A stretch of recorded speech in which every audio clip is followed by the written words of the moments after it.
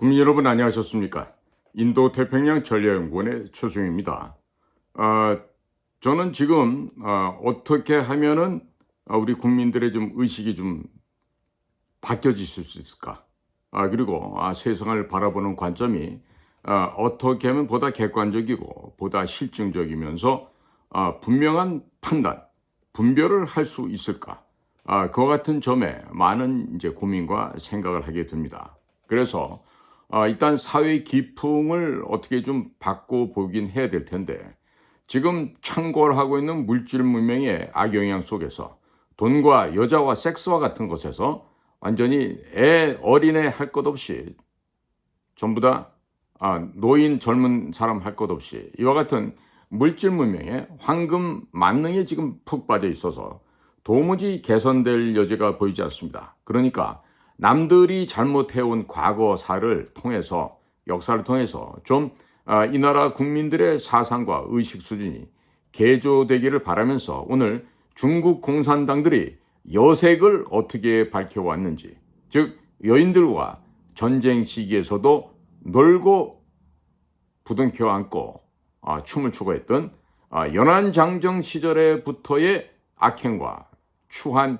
중국 공산당 역사에 대해서 전해드리고자 합니다.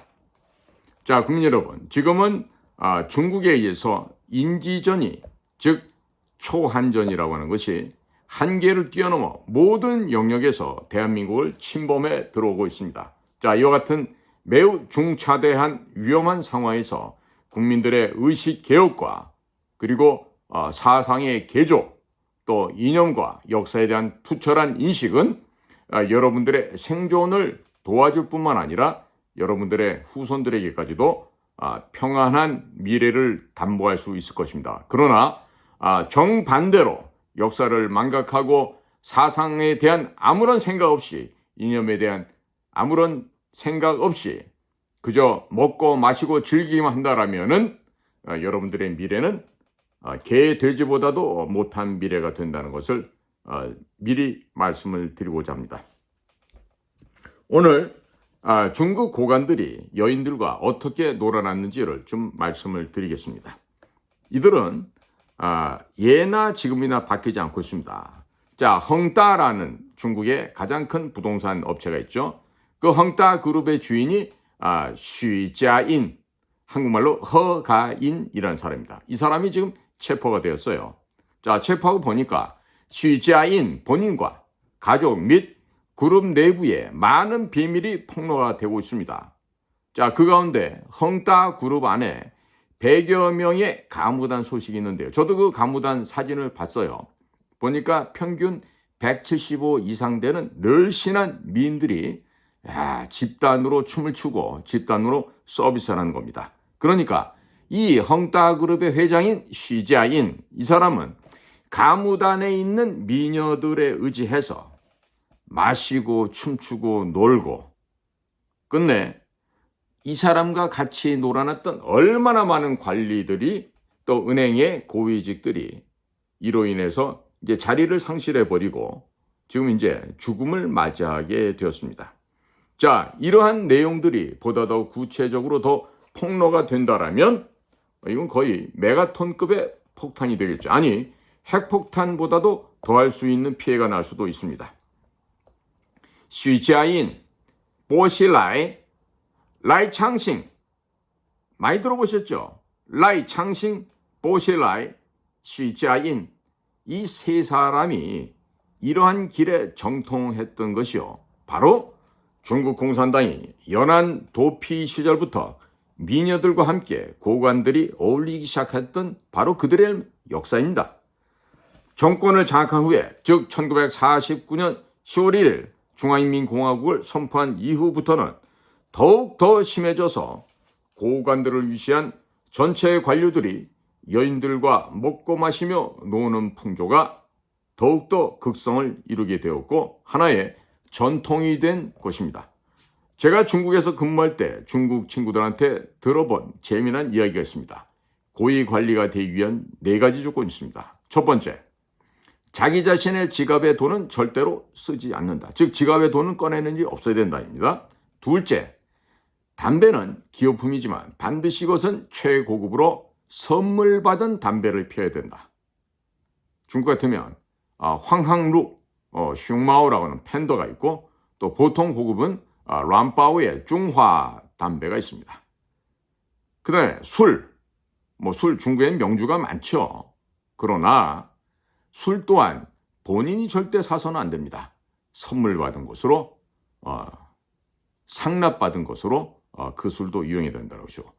네 번째 조건이 참 기가 막힌 조건인데 집에 있는 부인은 절대로 사용하지 않는다.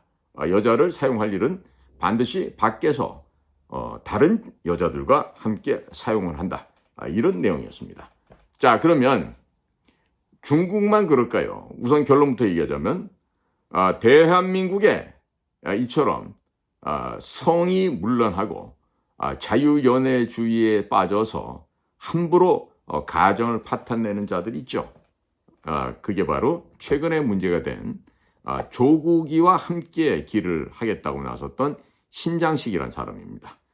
이 신장식이 6살 연상인 정의당의 이정미와 그동안 사적으로 정을 나누고 정말 그 육체의 염원을 불태웠던 그런 시간이 있었는데 그게 너무 많았던 것입니다. 자, 그로 인해서 지금 조국의 혁신당이라는 곳은 홈페이지가 지금 셧다운 됐어요. 이 도대체가 무슨 중국의 우마오당, 예를 들어 킹크랩의 무슨 지난 대선 때 써먹었던 그런 게 아니죠.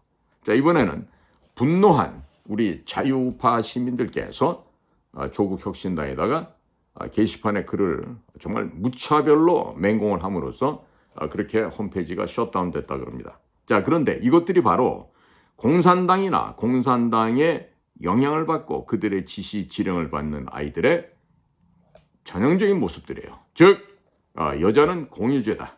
성이라는 것은 사고 팔 수도 있지만 그저 무상으로서도 서로 공유할 수 있다. 이런 생각들을 갖고 있습니다.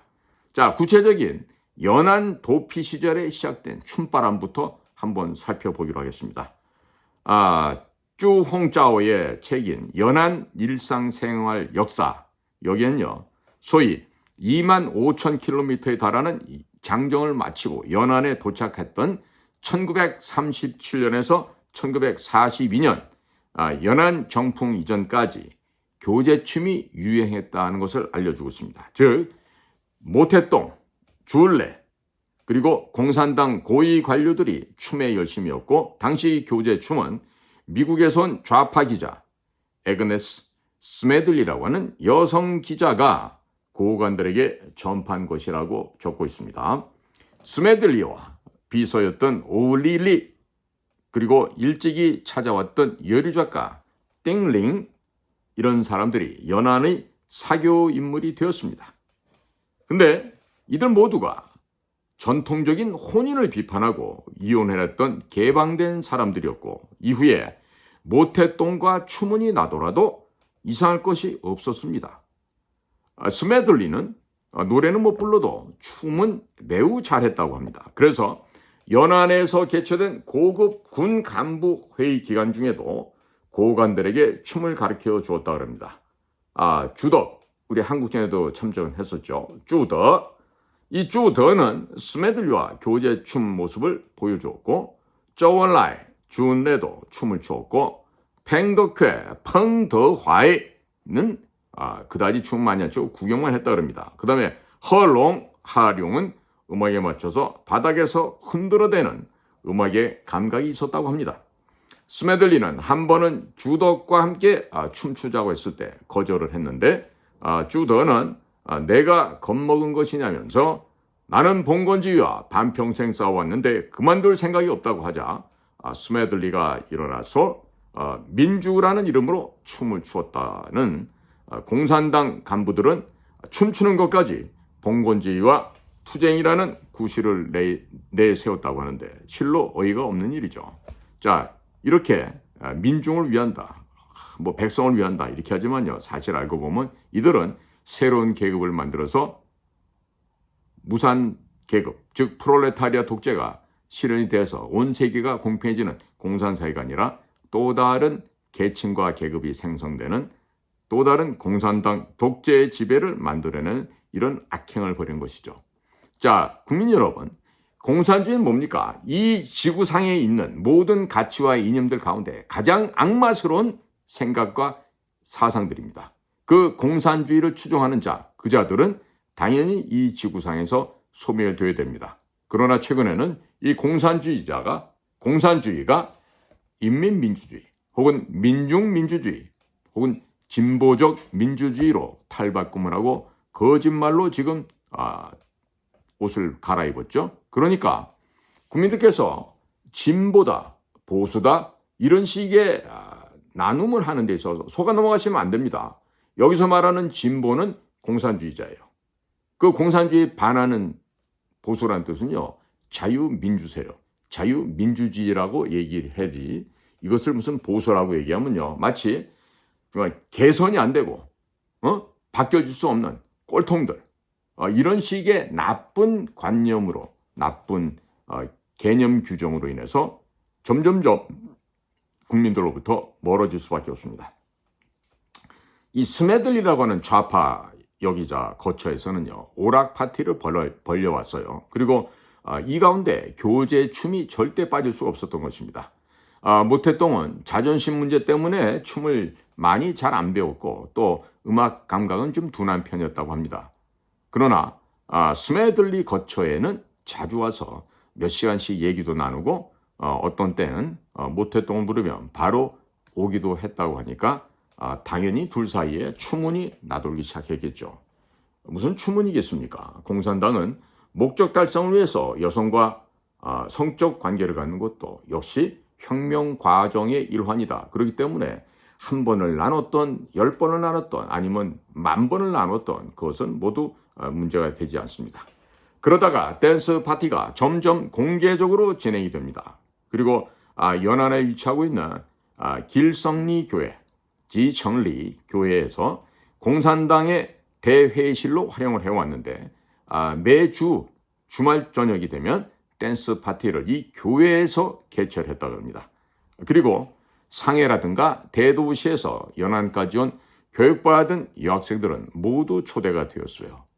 여학생들이 초대됐어요.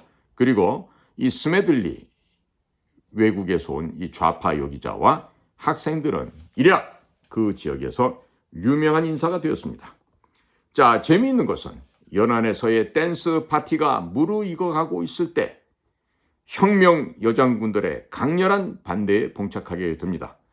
여장군들은 이런 자신들이 안정감에 있어서 거슬렸겠죠. 그리고 자신들은 공산당 노래에 맞춰서 혁명의 춤을 추고 있는데 소자본주의의 낭만 기운이 가득한 교제 춤을 추고 자신들은 혁명을 위해 화장도 못하고 활동도 편하려고 머리도 단발로 자르고 했지만 대도시에 온 아리따운 여학생들과 비교하면 이 여장군들은 여성미가 상대적으로 결핍되게 되고 부족하게 되었습니다.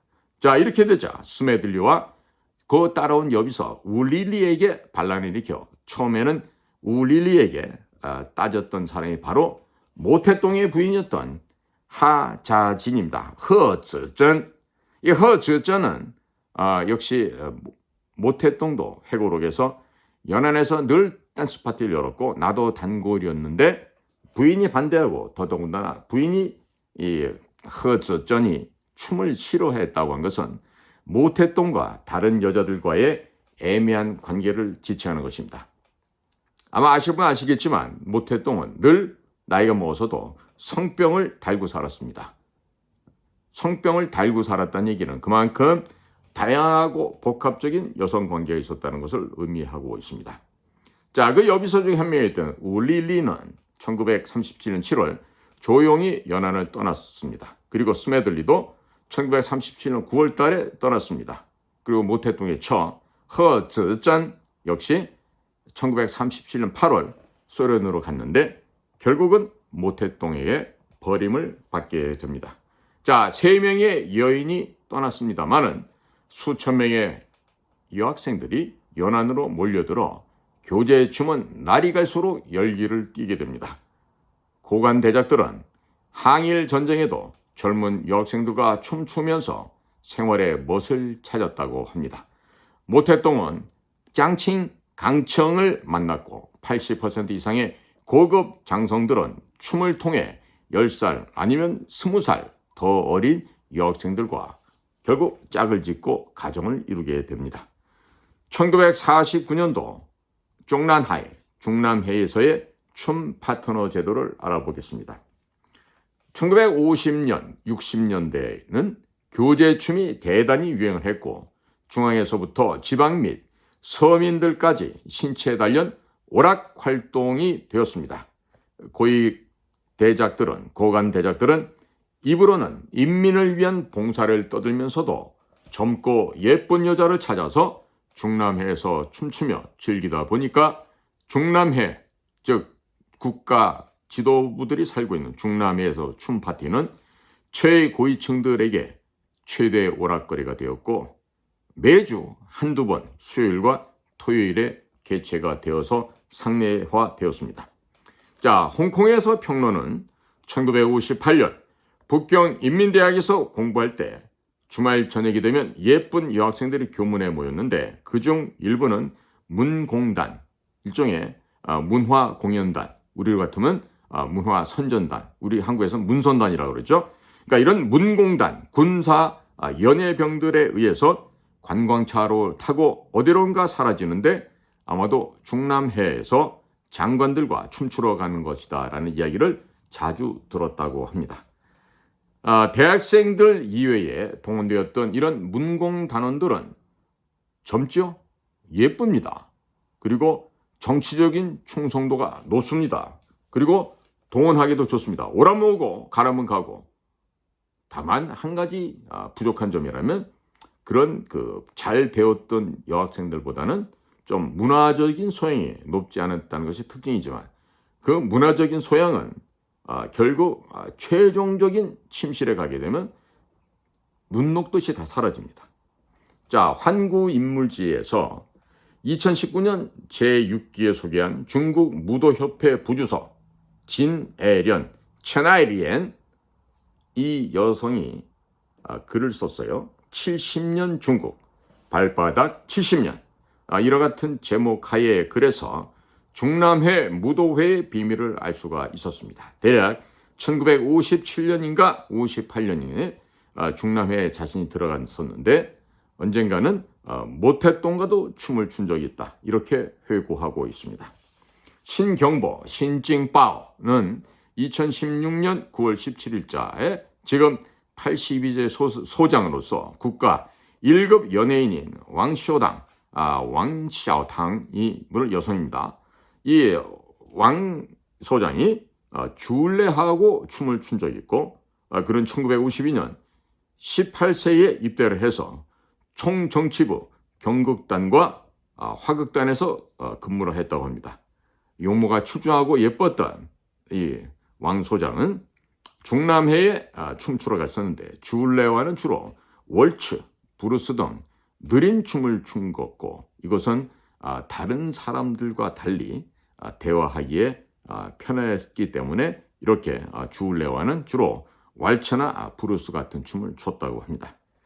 자, 또한 2010년에 권연적이라는 사람이 편찬한 주진 줄레아가 있습니다. 이 주진은 달릴 주자 나아갈 진짜입니다. 조진 쪼얼라이라는 책에서 춤이 실제로 고관들에게는 탈선할 조건을 제공했다고 기술을 했습니다. 북경 반점에서 거행되었던 고위급 무도회에서 1급에 상당하는 고위 간부가 젊은 여자 문공단원의 배꼽을 만지고 세게 껴안더니 열기를 더해가자 둘은 점점 뜨거워지자 손이 멋대로 어떻게 했다 이러면서 지금 구체적인 장면을 조술하고 있습니다. 최근 또 영도자 까오깡이 춤추면서 안마 동작을 취하더니 다시 파트너의 안마를 받으면서 희롱하거나 조잡한 말까지 하였다고 합니다. 또한 당시 15세의 가무단의 무도 담당 맹면윈은 모태똥과도 춤을 추면서 모태똥의 전속 파트너가 되었는데 1975년 중남해로 옮겨서 모태똥의 생활을 거두는 일을 하는 등 모태똥의 각별한 총애를 받았다고 합니다. 자, 모태똥의 생활을 거두는 일은요, 특히나 중국의 주요 고위 관직에 있는 사람들은 점심 먹고 오수, 낮잠을 즐기는데요. 그 오수를 즐기는 침실이 사무실 뒤편에 따로 있습니다. 그래서 때로는 혼자 오수도 하지만 때로는 여성과 함께 오수를 하는 일도 많이 있습니다. 그게 바로 중국 고관대작의 진짜 모습입니다.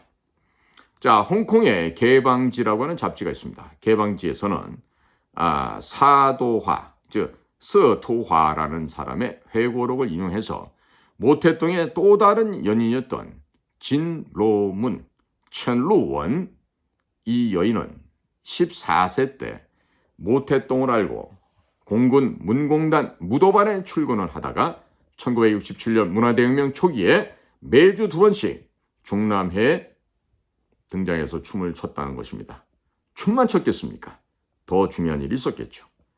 다른 홍콩 봉황망은 군 작곡가 최유총의 글을 인용해서 1955년 설 일행들은 중남해 안에 신비스러운 춘우제라는 무도회장으로 들어갔다고 합니다. 들어가서 저녁 5시부터 새벽 4시까지 10시간을 연주한 적이 있었다고 합니다. 모택동은 문공단원과 춤추다 지치게 되면 다시 좋아하는 파트너를 데리고 옆방으로 갔다가 1시간 반 후에 돌아왔다고 합니다.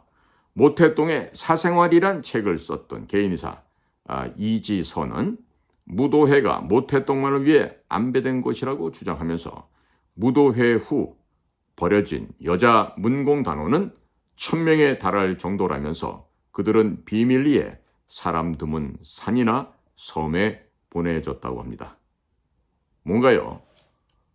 과거 중국 역사에서 서태후가 매일 밤마다 젊은 남성들과 관계를 갖고 바로 그 다음날 남자를 죽여버렸다는 얘기하고 일맥상통한 얘기를 하겠습니다.